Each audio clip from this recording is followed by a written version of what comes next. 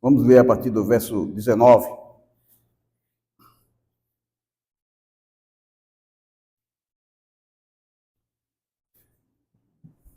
Atos 11, 19.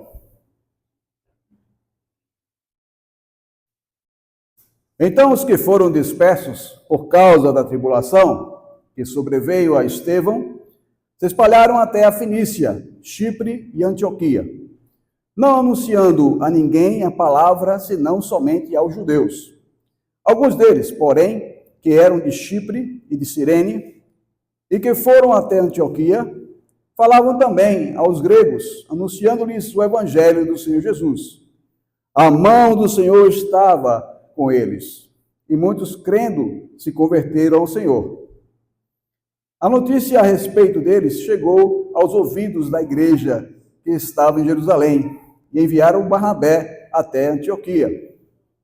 Tendo ele chegado e vendo a graça de Deus, alegrou-se e exortava a todos os que, com firmeza de coração, permanecessem no Senhor. Porque era um homem bom, cheio do Espírito Santo e de fé, e muita gente se uniu ao Senhor. E partiu Barnabé para Tarso, à procura de Saulo. Tendo-o encontrado, levou-o para Antioquia, e por todo um ano se reuniram naquela igreja, e ensinaram numerosa multidão. Em Antioquia foram os discípulos pela primeira vez chamados cristãos. Amado Pai, o Senhor sabe como esse texto me toca.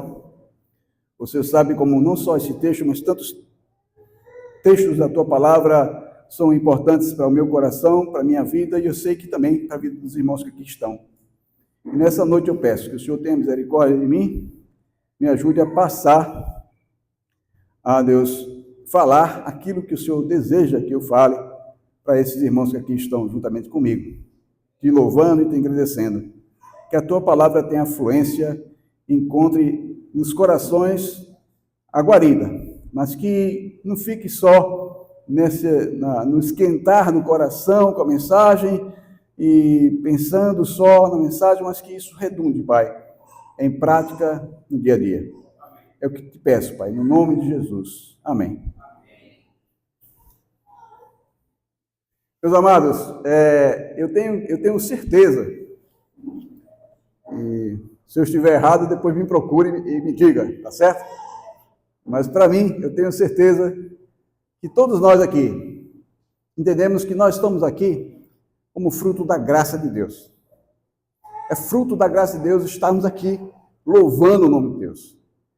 Nós, por nós mesmos, né? Cada um de nós não somos essencialmente bons, não. Nenhum ser humano é essencialmente bom, não. Pois tudo que pode haver de bom em mim e em você é fruto da graça. É fruto da presença de Deus em nossas vidas. Isso aí é ponto pacífico, eu creio que é ponto pacífico. Não tem nem o que se falar sobre isso. Né? É Ele, é Deus, que a cada dia, cada segundo, cada momento, cada hora, Ele revela a sua palavra para mim e para você, como Ele deseja trabalhar em nosso caráter, deseja trabalhar em nossa personalidade, para sermos mais parecidos com Jesus Cristo. Cada dia. Se você procura intimidade com o Senhor em sua palavra, em oração, você sabe que o Espírito quer trabalhar com você. Uma área que não quer trabalhar na minha vida. Quer trabalhar na minha vida, uma área que não quer trabalhar na sua, porque você não precisa. E por aí vai. Porque somos diferentes. Temos temperamentos diferentes. Somos de famílias diferentes. Mas todos somos necessitados do trabalho de Deus em nós. Olhando para esse texto, eu já compartilhei esse texto em outros lugares, eu creio que não compartilhei aqui. Se compartilhei, vai ser repeteco. Mas eu acho que não. Creio que não. Eu nunca vi. Se você já viu, me mostre. Eu quero ver. Na palavra de Deus, algum homem, fora Jesus, que foi chamado de bom. Eu nunca vi. Nunca vi. Nem mesmo Paulo eu não vi. Mas se alguém chamou Paulo de bom, eu acho difícil. Chamaram peste para Paulo até. Paulo tem até uma mensagem sobre isso aí. Paulo foi chamado de peste, né? Mas se alguém chamou Paulo, alguém de bom, eu quero que depois você me mostre. Eu ainda não encontrei. Pelo menos nessa versão aqui, revista atualizada, eu nunca vi. Só Jesus Cristo. Assim mesmo Jesus falou, bom é Deus. Ele podia deixar calado, porque Jesus é bom, com certeza, porque ele é Deus, né? Mas para, talvez, pegar no calcanhar do jovem rico, ele introduziu a conversa dele dessa forma. Bem, deixa a questão do jovem rico para lá e vamos pensar um pouquinho aqui nessa figura chamada Barnabé, que que o seu nome quer dizer filho da exortação ou da consolação. A gente, quando ouve a palavra exortação, a gente assusta um pouco, né? Porque a gente tende a pensar que a exortação só é dura, né? E como eu falei aqui outro dia, a exortação não é só dura, não. É também. A exortação é uma palavra abrangente, que tem o sentido de você chamar a atenção de alguém, mas também tem o sentido de você encorajar alguém, de você consolar alguém. E Barnabé quer dizer filho da consolação, filho da exortação. Esse camarada aí, né? Ele aparece aqui no cenário, e se você for observar a vida dele, é bem interessante. Mas eu fico pensando, será que hoje, em nossos dias, existem pessoas que a gente pode dizer assim, rapaz, esse camarada é bom. Esse cara é joia, é bom demais. Será que existe em nosso meio cristão pessoas que a gente pode dizer, esse camarada é bom, é cheio do Espírito e é de fé? Será? O que é que os irmãos acham sobre isso? O que é que os irmãos pensam sobre isso? Fique aí pensando sobre isso. Fique meditando comigo aqui, né? Eu queria, então, falar um pouquinho de mim, se os irmãos me permitem, né? Eu sei de uma coisa. Eu me converti no começo da década de 80. E eu sei que o Paulo, e eu poderia dizer até o Saulo, né? Não era Saulo, mas a atitude era de Saulo. O Paulo lá da década de 80 é bem diferente desse aqui agora. Bem diferente. Bem diferente. Agora, é claro que a essência, vamos dizer assim, é humana, aquilo que eu herdei de Adão e Eva, a minha herança adâmica, está em mim ainda, claro, eu estou vivo aqui, ó, carne e osso como vocês. Então, de lá para cá, muita água passou embaixo da ponte, muita coisa Deus tratou comigo. Né? Eu brinquei uma vez eu até falei isso para o Carlinho, né? Brinquei até uma vez com uma irmã conversando comigo, isso foi anos atrás, que ainda Deus estava trabalhando bem comigo, né? Algumas áreas. E a irmã falou, pastor, o senhor parece que o senhor tinha um pavio curto, né? Eu nem tinha pavio. Antes de conhecer Jesus, eu nem pavio não tinha. O pavio tem sido alongado pelo Espírito Santo. É o Espírito Santo trabalhando na minha vida que alonga o meu pavio, que me controla, que me faz ter domínio próprio, porque é fruto do Espírito. E o Espírito Santo está em mim, está em você, está em nós, filhos de Deus, em Jesus Cristo. Não é verdade? Então, assim, é muito...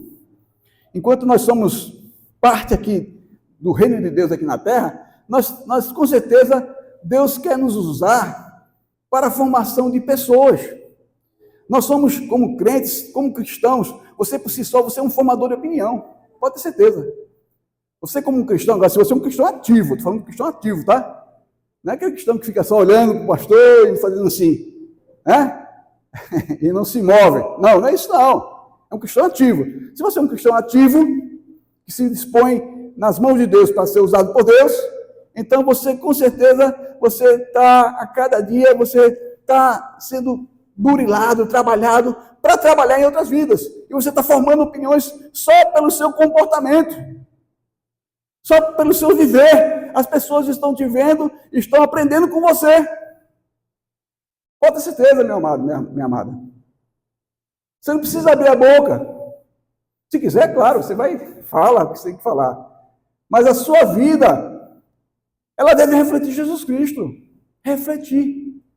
Sei que eu e você não somos Cristo, não somos Jesus, somos discípulos dele. Mas a nossa vida, no trabalho dele em nós, vai estar sempre refletindo de alguma forma o caráter de Jesus. Pode ter certeza. Pode ter certeza. Você pode dizer assim, não, pastor Paulinho, não, eu não sei eu não sei o que é discipular, eu não sei o que é formar lideranças. Sabe? Você forma sem saber. Quando você comunica Jesus Cristo, você está formando opiniões. E você, intencionalmente ou não, você começa a ser alguém que constrói algo de bom, algo de cristão de verdade, em alguém que entende o evangelho através de você. E isso é o discipulado. Nós somos discípulos para sermos discipuladores e para formarmos discipuladores que discipularão outras pessoas. Foi isso que Jesus, em síntese, ensinou aos seus discípulos. A seguirem ele, a falarem sobre ele, a viverem a vida dele nesse mundo louco que está.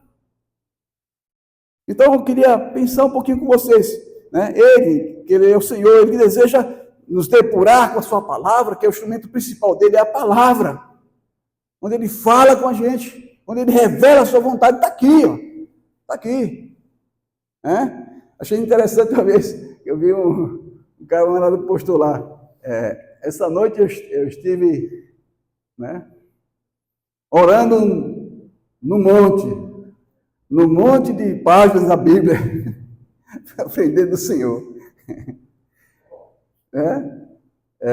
Eu não tenho nada contra que se você ora no monte, na selva, na cachoeira, em casa. O importante é orar. O importante ensino é o lugar.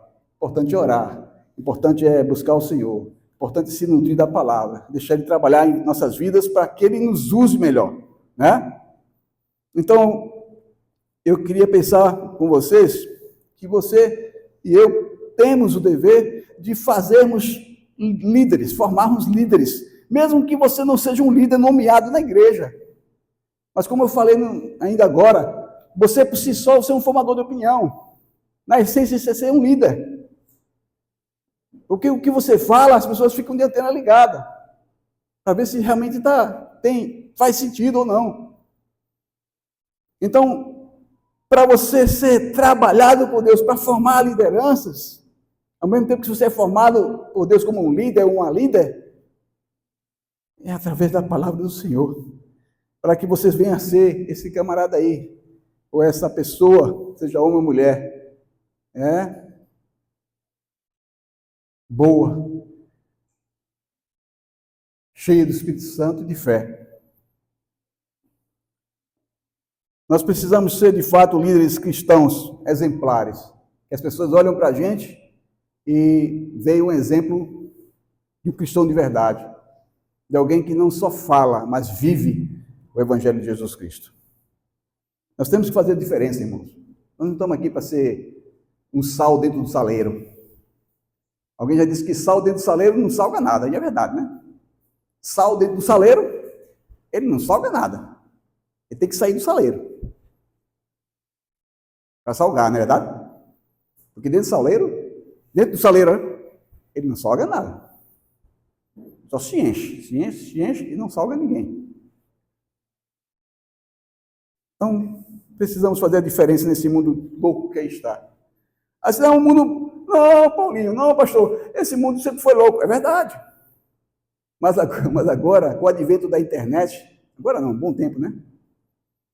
Nós tivemos muitas vantagens no sentido positivo, bom, mas muita coisa ruim se tornou pior, pode ter certeza, com a internet. Hoje, se a pessoa por si só, o ser humano por si só, é propenso ao que é errado, a fazer o que é errado, com a internet ele tem muito mais chances de fazer mais ainda errado. Então nós temos que fazer a diferença.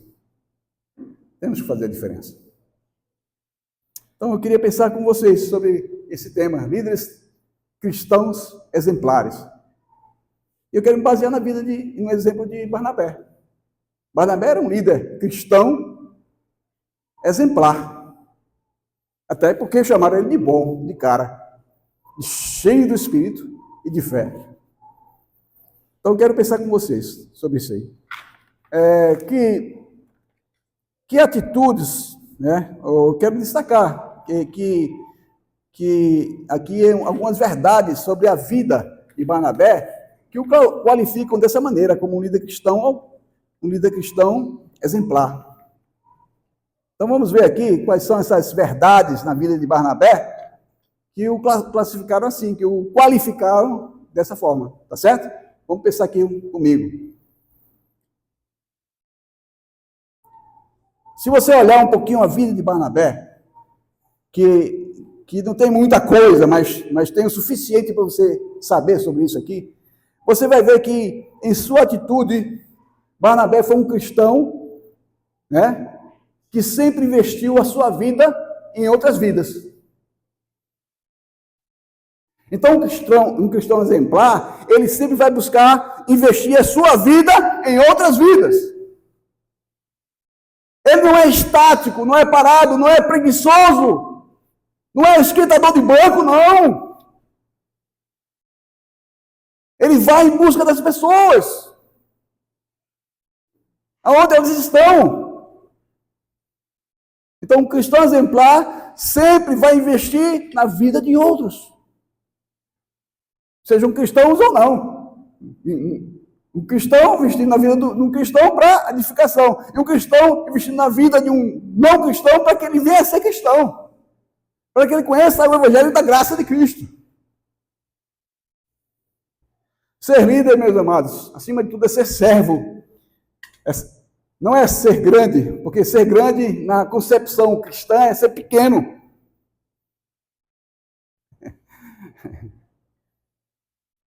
Ser exaltado ou reconhecido, né, é saber humilhar-se.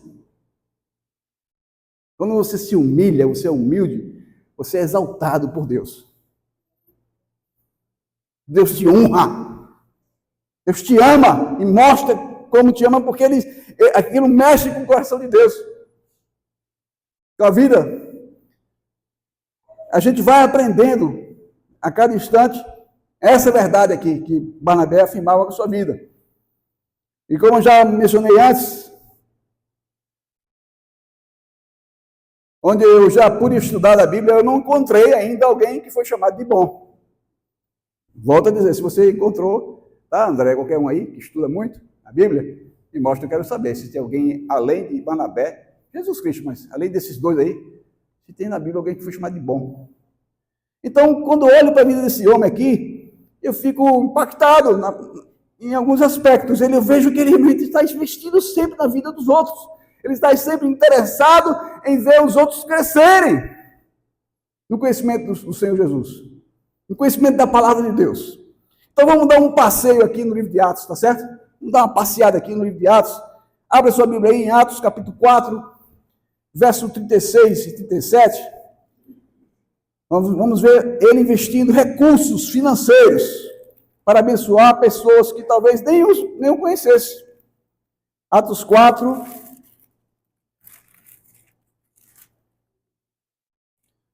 36 e 37, diz assim: José, a quem os apóstolos deram o sobrenome de Barnabé, que quer dizer filho de exortação, levita natural de Chipre, como tivesse um campo, vendeu-o, trouxe o preço e o depositou aos pés dos apóstolos. Interessante que ele está vestido lá, do bolso dele. Através do bolso dele, ele investiu em vidas.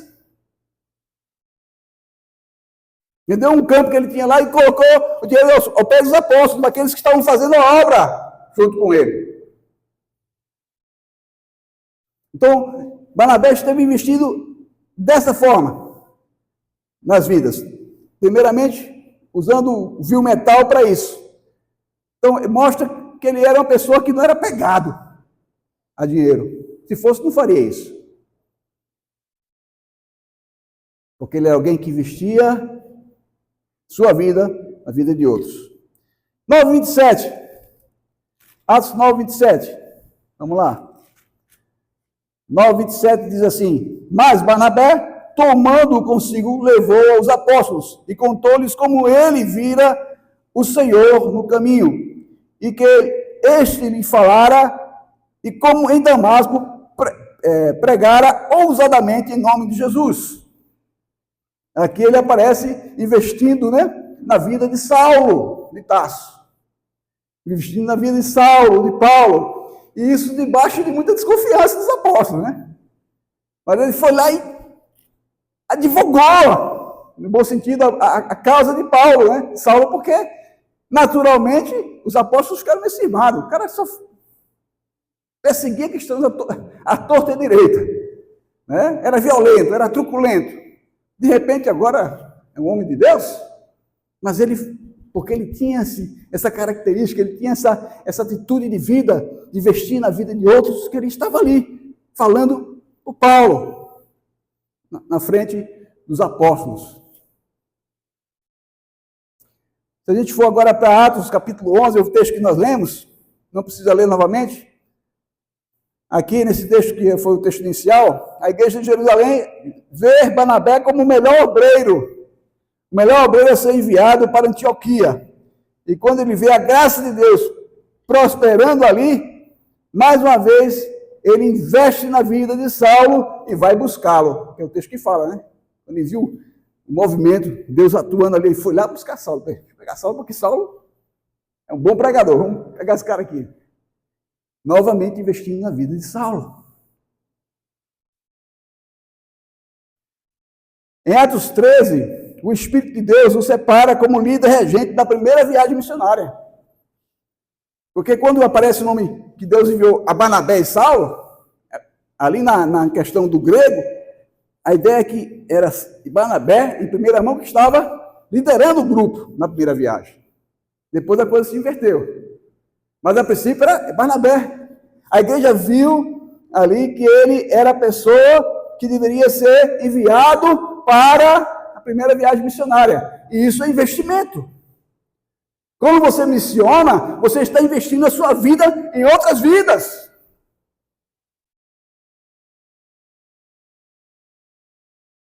Quando você sai das quatro paredes da igreja e vai atrás das pessoas para evangelizar, para missionar, você está investindo a sua vida em outras vidas. Barnabé fez isso. Em Atos capítulo 15, dos versos 37 a 41, há aquele episódio que a gente não gosta muito de falar, em que Paulo se estranha com João Marcos e com Barnabé, porque João Marcos tinha dado para trás na última viagem, não quis ir com medo, aparentemente parecia ser medo, nós não sabemos bem o motivo. Alguns teólogos dizem que não era medo, é porque ele sabia que Paulo iria para o mundo gentil, pregar para os gentios, mas isso para mim são divagações, são conjecturas de comentaristas, não dá para saber exatamente. Mas, para mim, o que é mais aparente é medo mesmo, porque aquela região que Paulo ia pregar era uma região perigosa. Mas não vou discutir a questão aqui com os teólogos, tá? Mas o fato é que Paulo, ele teve aquela discussão com Barnabé, mas Barnabé resolveu investir na vida de João Marcos. E desceu com João Marcos para Chipre, né? O texto nos fala isso lá. Versículo 41, né? É o versículo 15, verso 41, diz que e passou pela Síria e Cilícia, 39, houve entre eles tal desavença que vieram a separar-se. Então, Barnabé, levando consigo a Marcos, navegou para Chipre. Aqui ele resolve investir na vida de João Marcos. Agora, o interessante nisso tudo, só um pequeno parênteses, eu quero fazer 2 parênteses aqui, dentro do que eu estou falando, é que Paulo, lá na frente, né, ele vai, na carta a Timóteo, dizer, quando vier, traz Marcos, traz João Marcos, que ele vai ser útil aqui, ele é útil. Então, isso mostra que houve uma restauração do relacionamento deles, né, de Paulo e Marcos, e possivelmente Barnabé também. Barnabé, ele não era à toa que era chamado de filho da consolação. Não era à toa. Deveria ser um homem manso, para ser chamado assim. Não precisa ser um teólogo muito inteligente, saber, para pensar nisso. Ele era alguém que tinha uma palavra ponderada, com certeza. E é interessante que Marcos, ele também foi útil lá em Colossos, né? Depois você pode olhar lá a gente pode olhar aqui rapidamente, Colossenses 4. Colossenses 4.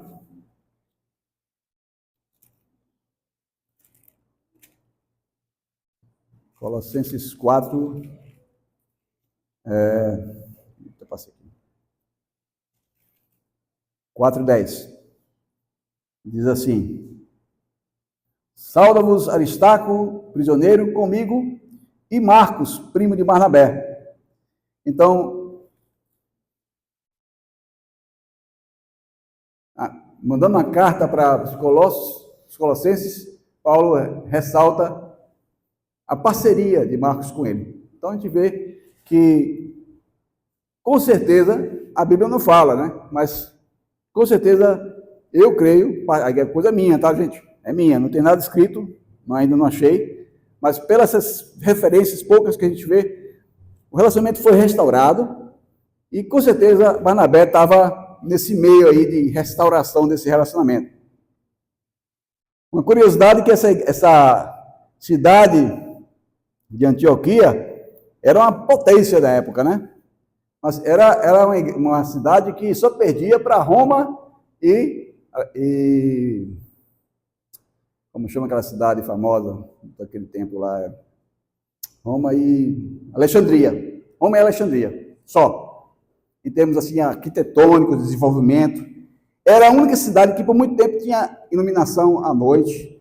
Então era uma cidade estratégica. Então Barnabé se dirigiu para lá, não foi à toa. Paulo se dirigiu para lá, não foi à toa. Tinha propósitos de falar, de missionar, de ganhar discípulos, de trabalhar em cima de discipuladores, com certeza.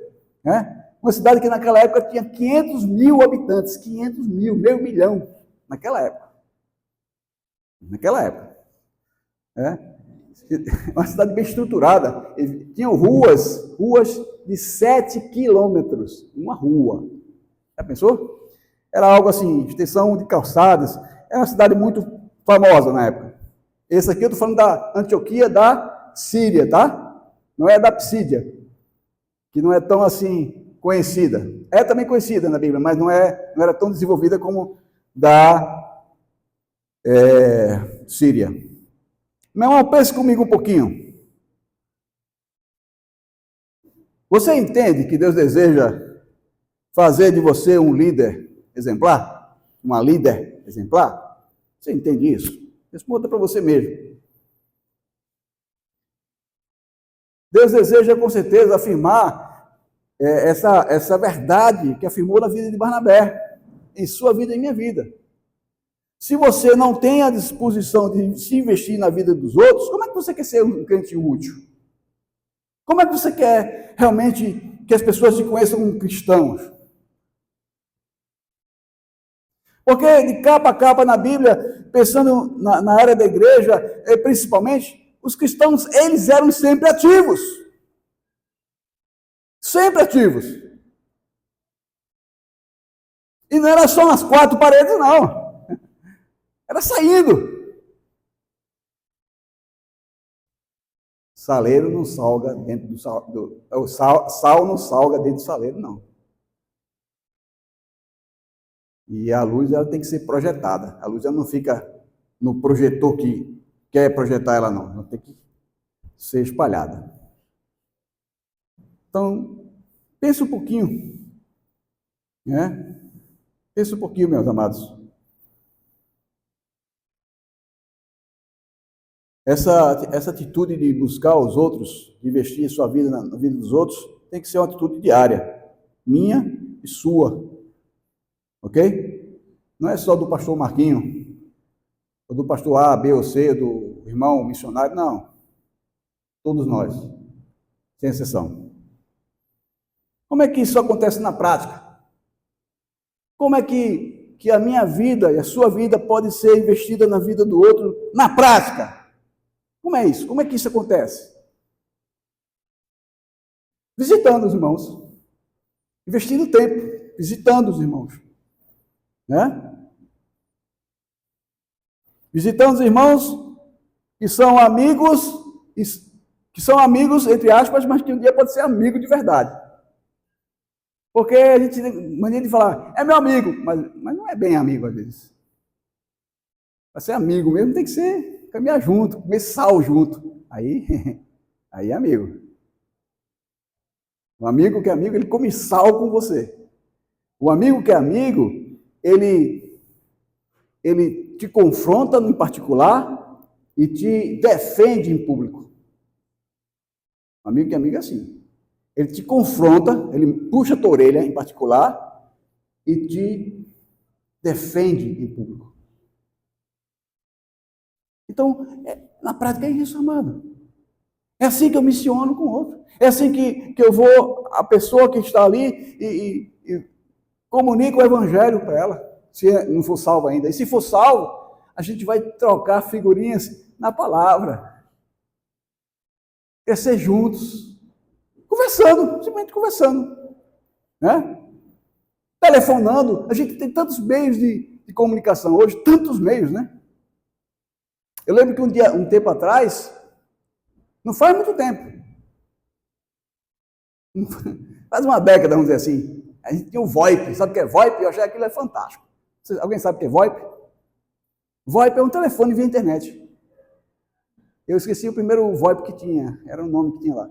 Que você fazia uma conta com o seu e-mail e você podia falar com qualquer pessoa no mundo com áudio. E depois passou esse VoIP a ter imagem, que hoje é o normal, que até o Zap tem, ligação de vídeo. Então, a gente tem mil e uns recursos para poder se comunicar com as pessoas. Para quem sabe marcar para comer junto, né? Comer um pastel na praça. Né? Ué, pastel com caldo de cana. Né? É isso? De tantas maneiras a gente pode estar sendo bênção na vida do outro, está sendo alguém que realmente levante, que abrace o outro, no sentido de investir na vida do outro, para ver o outro crescer. E, amados, saindo um pouquinho do que eu estou falando aqui, ficando ao mesmo tempo, quando se fala lá, eu acho que é Efésios, não estou lembrando agora, acho que é Efésios, não lembro agora a referência que fala o quê? Suportai-vos uns aos outros, em amor. Esse suportar aí não é aguentar, não. Ih, rapaz, tem que aguentar o miel. Não é aguentar, cara. Não é questão de aguentar, é suportar. Qual é a diferença? Quando você diz que tem que aguentar, você está achando ruim. Aquilo te incomoda. Mas quando você suporta de fato, como diz a palavra lá, porque esse suportar uns aos outros, lá no original dá a ideia de uma forquilha. Tá? A palavra no grego. Ela dá a ideia de uma forquilha, que suporta um galho. Eu acho que eu já falei sobre isso aqui. O mangará da banana, não sei como é que chama esse mangará, é mangará que chama? Onde sai o cacho de banana. Então, aquele mangará ali, quando ele pesa muito, se você não botar uma forquilha, o que vai acontecer? Ele vai bater no chão e aí, vai frutificar? Não. Então a gente tem que ter uma forquilha na vida um do outro, para que o outro frutifique. Agora, isso é fácil? Não. Isso aí é gostoso, às vezes você está na sua casa, é a sua folga, mas você sabe que fulano está precisando de uma conversa. Você sabe, isso não precisa ser o pastor da igreja, não. O pastor, ele tem esse dever? Tem. Mas é só ele que tem esse dever? Você não pode ajudar ele, não? Estar junto com ele, não? Caminhar junto com ele? E ajudá-lo nisso também? Por que não? Eu creio que o pastor aqui não achava isso, não. Eu creio que ele não quer centralizar todas as atividades em cima dele, não, porque ele sabe que ele não aguenta. Assim como Moisés teve que ter uma dura lá do Jetro para ver que precisava ter mais gente trabalhando com ele. Lembra do caso lá? De Jetro e Moisés? A gente já esteve pregando sobre isso aqui. A obra de Deus é feita em equipe. Mas a gente precisa se dispor, ter essa disposição individual também, de levar a palavra, de ser um cristão de verdade que investe na vida do outro. Essa é a primeira atitude que qualifica o Barnabé como esse líder aí que exemplar, né? Se queremos ser líderes exemplares, irmão, você tem que se investir, tem que se investir. Tem que deixar o seu egoísmo de lado. Deixar, às vezes, a sua comodidade para ir atrás das pessoas. Se você quer ser útil para a glória de Deus, faça isso. Faça isso. A segunda verdade na vida prática de Barnabé, que eu qualifico como líder exemplar, é que um líder exemplar, além de investir-se na vida dos outros, né, ele deve esvaziar-se de si e ser cheio do Espírito Santo. Ser cheio do Espírito Santo. O texto fala lá que ele era bom, e ele era bom porque investia na vida dos outros. Se investia na vida dos outros. Mas o texto também diz que ele era cheio do Espírito. Mas o que é isso quer dizer? O que quer dizer ser cheio do Espírito Santo? Sua vida, suas palavras e suas atitudes eram governadas pelo Espírito de Deus. O líder cheio do Espírito tem um coração em Deus, vive para a glória de Deus, ama a obra de Deus e serve ao povo de Deus.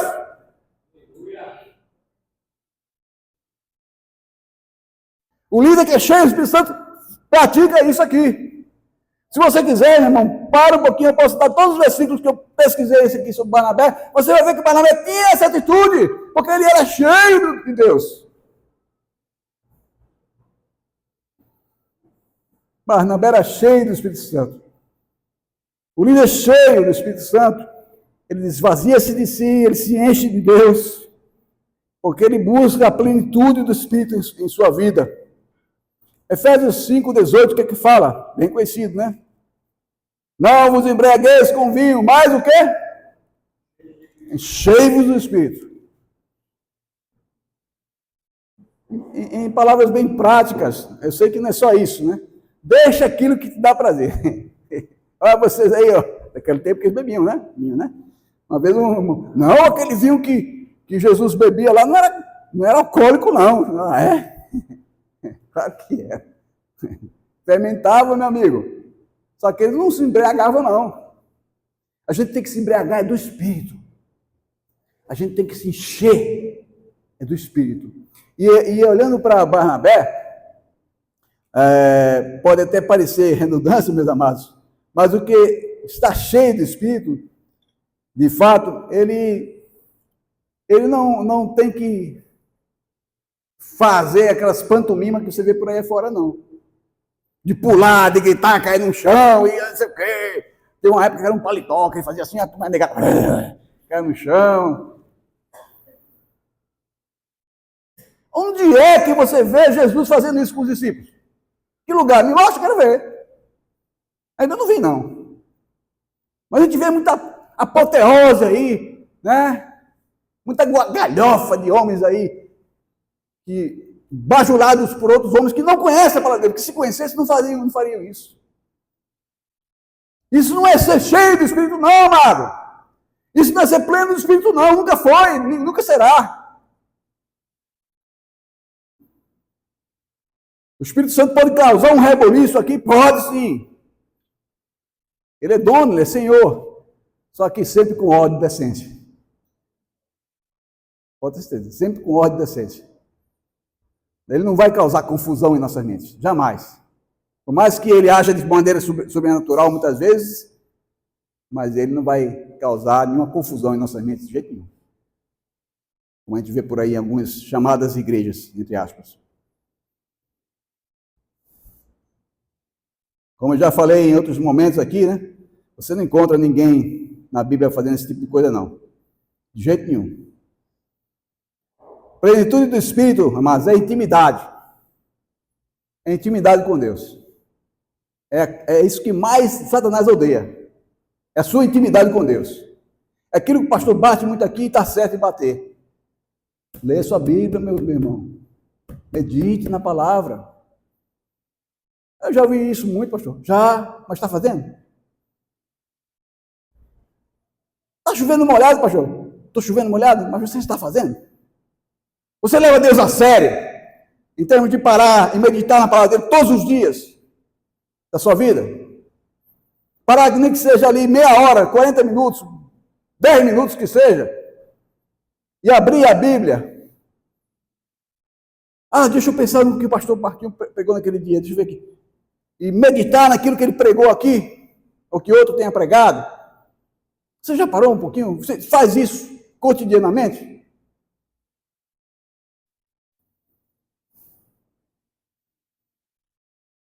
Você pode dizer, não, pastor, isso aí é coisa para pastor, para missionário, para Finney, Spurgeon, Moody. Não, senhor, é para filho de Deus. Porque Finney, Spurgeon e Moody tinham defeitos como eu e você temos. Porque Paulo e Barnabé tinham defeitos como eu e você temos. Eles não eram homens semideuses, não. Eram homens comuns como eu e você.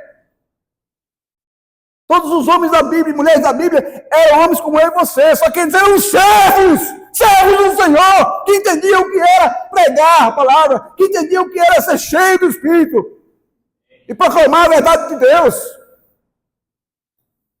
Essa é a questão toda. Eles não ficavam estáticos. Eles não ficavam olhando só para os líderes, não. Eles caíam em campo.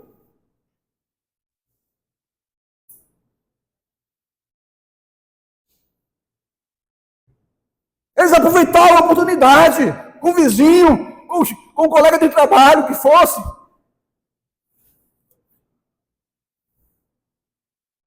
Às vezes a gente passa quase tropeçando no vizinho, nem fala às vezes nem bom dia. É porque é chato, não falar com ele, não é chato.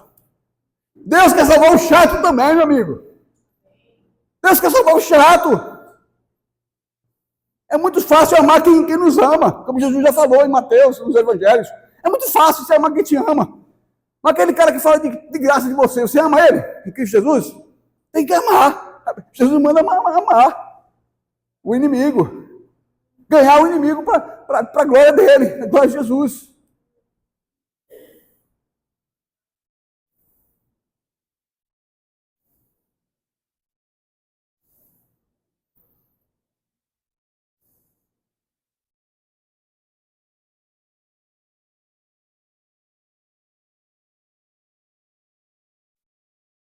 Alguém me falou lá atrás, mais ou menos em 1995, 96, não lembro agora, o ano exatamente. Alguém falou para mim, Paulinho, você está muito preocupado em aprender a língua pinagé e a cultura pinagé. Mas você tem orado pelo povo pinagé? Você tem orado cada vez que você sai para aprender a língua e a cultura? Você tem pedido a Deus para que o Espírito te use nesse contato aí de aprendizado da língua e cultura? Você está muito afobado para aprender a língua. Eu estava mesmo. E eu aprendi. Minha esposa também aprendeu. E essa pessoa também falou, você está muito afobado. Você também tem parado um pouco para dar atenção para sua família? Seus filhos estão crescendo. E na época só tinha, acho que só Raquel, talvez Rebeca, não lembro. E isso me chamou atenção. E aquela pessoa me disse uma frase que eu achei muito interessante. Guarde com você o seguinte: Deus se preocupa muito mais com o homem do ministério do que com o ministério do homem. Deus se preocupa muito mais, meu irmão, com a sua vida, com Ele, do que com o que você faz com a sua vida propriamente. Porque o que você faz com a sua vida é soberania dele em você. Mas o que você tem que fazer primeiro é ter esse tempo com Deus. É você deixar que Ele te encha mais e mais dele. Através da sua palavra, não tem outro meio não. Em oração. E caindo em campo.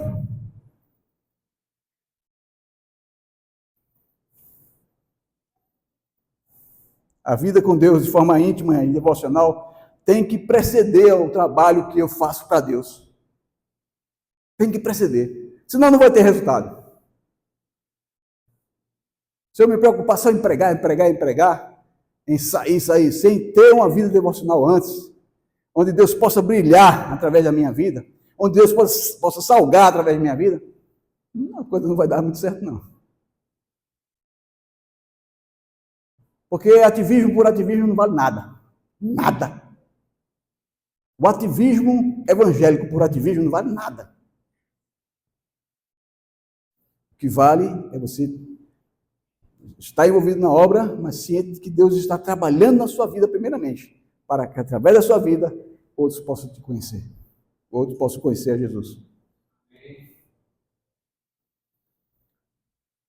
Piedade, vida cristã real, é mais importante do que desempenho de atividades e estatísticas eclesiásticas ou ministeriais.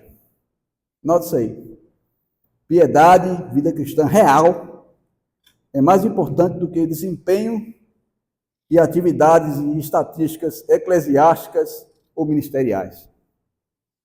É legal a gente poder fazer um trabalho bacana. Tem até a mídia, que aqui tem a mídia, né? É jóia isso aí. Mas se não tiver vida piedosa, se nós não formos uma igreja piedosa, uma igreja realmente que procura ter vida cristã real, o processo vai ser mais lento e até mais doloroso. É até mais doloroso, né, pastor? É até mais doloroso. Meus irmãos, o que eu estou falando aqui, eu não quero ter a presunção de dizer aos irmãos, né, que eu estou pleno do Espírito Santo. Não, eu não tenho essa presunção. Mas eu sei que muitas vezes Deus me usou, e de uma maneira tão que eu nem esperava que Ele me usasse. Mas porque o que é que precedia isso? Meu compromisso com Ele, de aprender dEle, de Sua palavra, de investir tempo orando, procurando se encher da palavra dEle, porque a palavra dEle é viva, e aí poder cair no campo, levando a sua mensagem. A graça dEle, é a graça dEle me constrangendo, me confrontando, tudo isso por amor a mim, porque o preço foi alto. O preço foi alto que nos alcançou, o preço do sangue de Jesus. E com isso, Ele quer nos ver ser úteis em suas mãos, nos enchendo do seu poder, poder do Evangelho. Por isso eu invisto tempo. Eu invisto muito tempo em ouvir de Deus o que Ele tem para mim. Eu preciso investir mais? Preciso. Nunca é o bastante. Nunca é o bastante. Eu já li a Bíblia hoje, não vou ler mais não. Não faço não. Não faço não. Eu costumo fazer meu devocional com minha esposa, mas eu costumo também a parte desse sozinho. E quando eu estou saindo, seja pedalando, seja andando, eu sempre procuro rememorar a lição que Deus me deu naquele dia. Eu leio o texto e vejo, o texto fala sobre isso aí. E como isso pode ser aplicado na minha vida? Assim, assim, assim. O Espírito fala. E aqui, opa, mas tem que ser aí, Senhor? É aí mesmo. Você precisa ouvir isso aqui. Opa, vamos lá. Então isso nos faz crescer e nos esvaziar mais de nós mesmos para nos enchermos mais de Deus. Amém?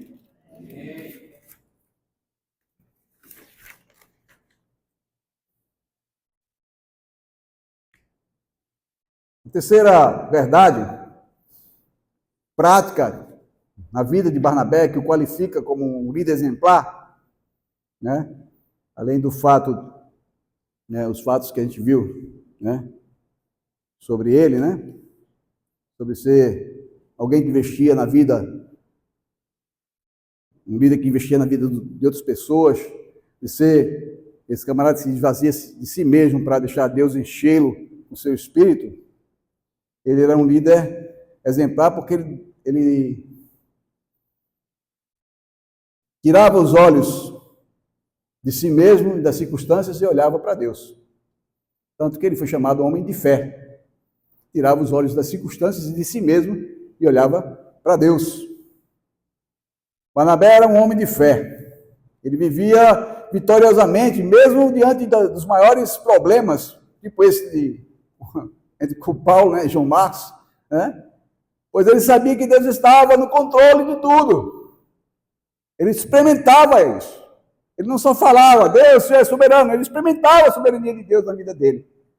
Então ele tinha fé, porque ele tinha fé. Ele colocava sua fé em prática.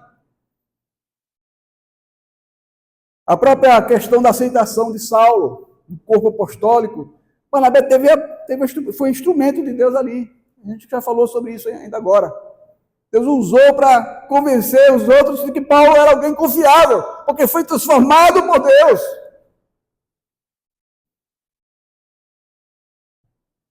Ele tinha fé. A fé verdadeira desvia os nossos olhos dos problemas e os fixa em Deus. Sempre, sempre. Hebreus 11:1. O que é? Ora, a fé é o firme fundamento das coisas que se esperam e a certeza das coisas que se não veem. Não estou vendo, mas eu creio. Vai acontecer. Eu não posso enxergar aqui agora, mas eu sei que o Senhor é capaz de realizar. Não porque eu mereço. Ninguém merece nada de Deus. Nada, absolutamente nada. Nenhum ser humano merece nada de Deus. Todos nós merecemos o quê? Fora de Cristo? Inferno. Era o inferno que todos nós merecíamos. É pela graça que eu e você estamos aqui. E por isso, eu entendo que pela fé Deus fará o que Ele quiser fazer diante desse ou daquele problema. Fé tem que ser exercida, não ficar só na teoria. Barnabé era homem de fé. Alguém que tem fé, ele sorri diante das dificuldades, não porque é mais forte do que o outro, né? Mas porque, mesmo em meio às suas fraquezas, eu e você, nós devemos decidir por fé confiar em Deus sempre.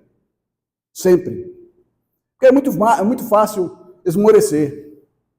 É muito fácil adotar aquela fé ao contrário. Eu acho que eu já falei aqui, mas quero falar de novo. Sabe qual é a fé ao contrário, né? Tem a fé ao contrário, viu?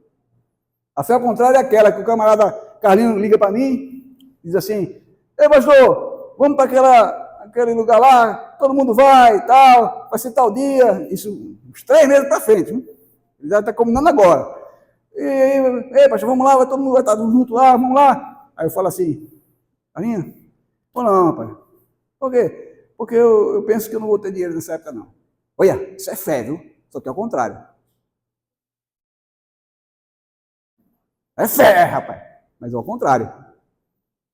Esse tipo de fé, joga fora, meu irmão. Isso não é fé, não. A fé em Deus, confia que Deus vai fazer. Vai realizar. Vai curar. Vai dar o que você precisa. Vai suprir tudo. Agora não se esqueça que existe aquela velha frase: orar e pedir a Deus que, antes de tudo, faça a sua vontade. Porque o próprio Jesus ensinou assim, não foi? Seja feita sua vontade.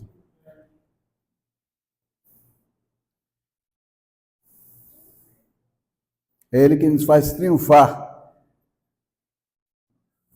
sobre o meu eu, sobre Satanás e sobre esse mundo caído.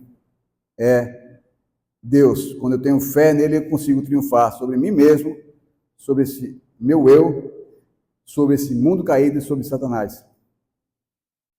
Alguém já disse que fé é o pássaro que sente a luz e canta quando a madrugada é ainda escura. Olha só. Fé é o pássaro que sente a luz e canta quando a madrugada ainda é escura. Vocês já repararam de madrugada que alguns pássaros começam a cantar? Nem clareou o dia. Então, está escuro, cante. Louve a Deus. Está tudo meio nublado à sua frente. Louve ao Senhor. Tenha fé no Senhor. Confie no Senhor. Prossiga no Senhor com fé. Naquele acidente, eu não lembro agora o ano, um ano que houve aquele acidente lá no Chile, que vários trabalhadores numa mina lá no Chile, eles ficaram soterrados, lembra disso? Alguém lembra disso aí? Bem, não sei se vocês lembram, mas houve esse fato. Lá no Chile, em um determinado local, não lembro agora o nome da cidade, vários mineiros ficaram soterrados lá, houve um deslizamento que tapou a passagem normal da saída deles para a superfície. E lá tinha um camarada chamado Florencio Ávalos. E esse Florencio Ávalos, ele ficou junto com a turma lá, sabe quantos dias ficaram soterrados? Aquilo foi um milagre, gente. Deus, com certeza, tinha algo a fazer na vida e através da vida daqueles hermanos, aqueles homens lá. Porque eu creio que, se não todos se converteram, mas boa parte se converteu, porque não é possível. A experiência daquela, eles ficaram 69 dias embaixo da terra. Sabe qual era a profundidade? 622 metros abaixo do solo. E esse Florencio Ávalos, quando ele subiu para a superfície, ele falou assim, com os repórteres, o presidente do Chile, na época, né? Ele falou assim, a fé em Deus tornou este resgate possível. A fé em Deus tornou esse resgate possível. É só a fé em Deus que faz o impossível, né? Como a gente cantou, né? Só mesmo tendo fé em Deus que Ele agirá dentro dos seus propósitos. Ok? É a fé em Deus que tornou esse resgate possível. Meus irmãos, Barnabé foi certamente um líder exemplar, porque ele tinha essa fé operosa.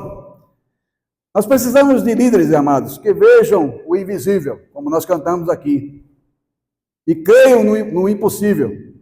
Necessitamos de líderes que ousem crer em Deus, no Deus dos impossíveis, e que realizem coisas para Ele. Precisamos de líderes, homens e mulheres, que olhem a vida na perspectiva de Deus, olhando como Deus olharia aquele fato, aquela necessidade, ou aquele momento, e que realizem grandes projetos no reino de Deus. Eu acho que é em João 14:12 que Jesus fala que... É João 14:12, se eu não me engano. Deixa eu dar uma olhadinha rápida aqui. João 14, é isso mesmo. Eu estou pensando nessa referência agora, mas não tinha anotado aqui não. João 14:12. Deixa eu ver se é isso mesmo. Estou terminando, amados. João 14:12 diz assim, deixa eu ver se é isso mesmo, ou se eu estou trocando as bolas, né? Não, 12. Em verdade, é isso mesmo. Em verdade, eu vos digo que aquele que crê em mim fará também as obras que eu faço, e outras maiores fará, porque eu vou para junto do Pai. E outras maiores fará. Jesus já sabia que ia surgir Barnabé, Paulo, Pedro, o que ele ia fazer com a vida desses homens. Então, quando você tem fé, Deus te usa. Mas é preciso ter fé em Deus mesmo, de verdade, não só cantar, Deus é impossível, papai, é bonito, né? Mas tenha fé de verdade, exerça fé em Deus, e Deus vai fazer grandes coisas na sua e na minha vida, em nossas vidas. Ele precisa de líderes assim, líderes exemplares, que sejam homens de fé, mulheres de fé. Homens e mulheres bons, cheios do Espírito e de fé. De fé. Meus amados, quero terminar aqui contando uma experiência que nós tivemos no comecinho lá com o Ministério entre os Apinagé, na região amazônica. Nós não tínhamos carro nessa época, não tínhamos carro. Só depois de alguns anos eu consegui comprar o meu primeiro carro, foi uma Rural. Mas ele não tinha carro nessa ocasião. E aí, minha filha, Raquel, tinha 3 meses quando nós chegamos na aldeia lá. Ela tinha 3 meses, era um bebezinho. E tentando aprender a língua, tentando aprender a cultura lá, tal, tudo. E era uma época, não sei, era época que chovia bastante, muita umidade. A nossa casa era uma casa de taipa, coberta com palha de babaçu, só que a palha estava muito velha e caía aquele pozinho do babaçu, que aquilo é terrível. E tem uma outra história que depois eu conto para vocês, que eu fiquei bem mal. Cheguei ao cúmulo do calvinismo naquela época. E Deus foi me ensinando as coisas, né? Essa situação. Mas essa história eu posso contar em outro momento. Mas a Raquel passou ruim, ela ficou ruim, ficou doente, ficou com febre. Um bebezinho com 3 meses, né? a Jéssica estava aqui, um bebezinho, né? Nem tem 3 meses ainda, né? Nem um mês, né? Não sei, tem um mês já? Tem. Então, 3 meses a Raquel tinha.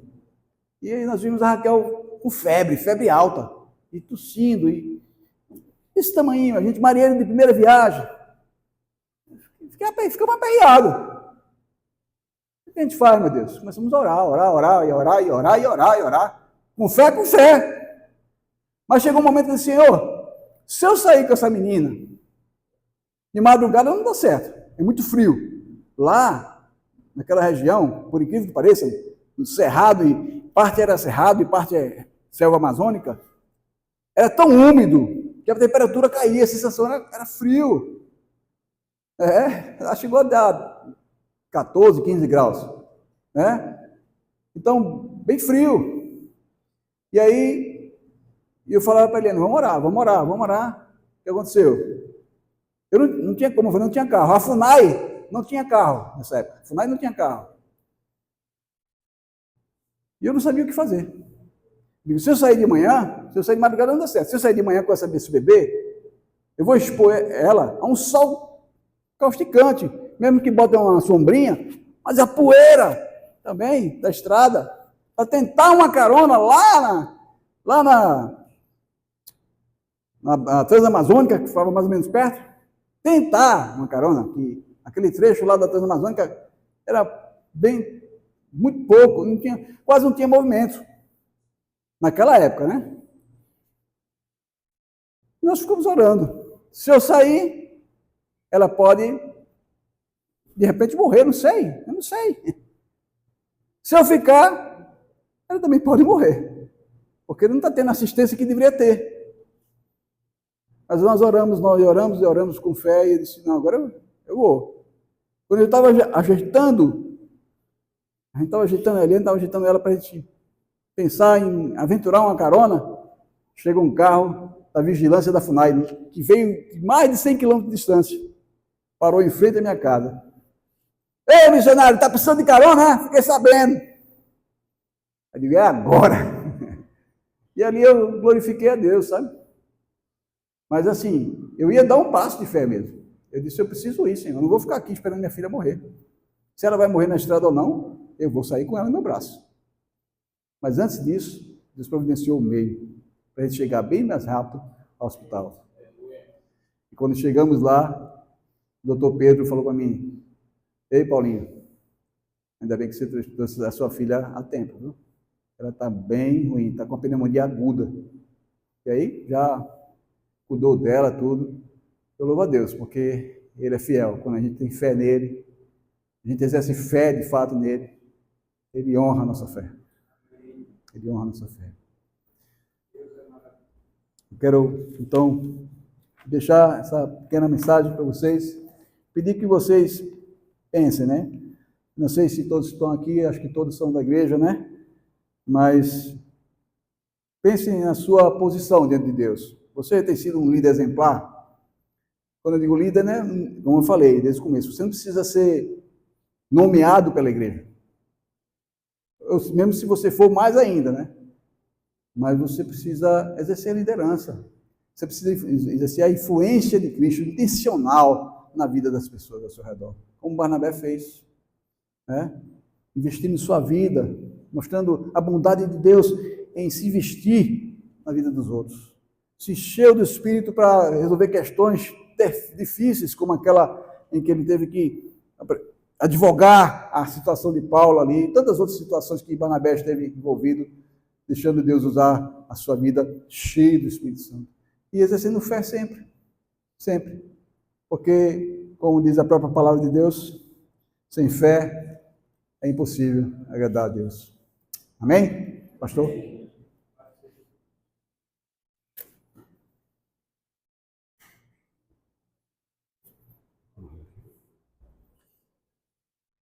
Amém, meus irmãos. Que palavra maravilhosa, né? Nós